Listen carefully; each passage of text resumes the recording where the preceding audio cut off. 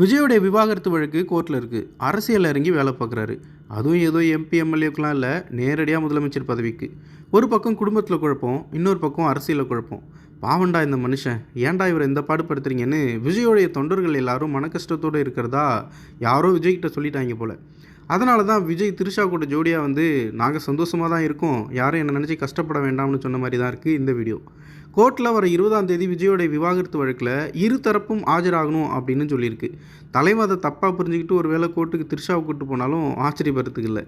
ஆனாலும் உனக்கு தைரியம் ஜாஸ்தி தான்ப்பான்னு ஒரு தரப்பும், சங்கீதாவை பழிவாங்க இப்படி இல்லாமல் பண்ணணும் அப்படின்னு இன்னொரு தரப்பும் கேள்வி எழுப்பிட்டு இருக்கிற இந்த நேரத்தில் தான் விஜய் தரப்பு என்ன சொல்லுதுன்னா, தப்போ சரியோ தேர்தல் வரைக்கும் மக்கள் என்னை பற்றி மட்டும்தான் பேசிகிட்டு இருக்கணும், அது காரி துப்புனாலும் சரி கண்டபடி பேசினாலும் சரி, இதுவும் ஒரு விதமான அரசியல் தான் சொல்லுது விஜய் தரப்பு.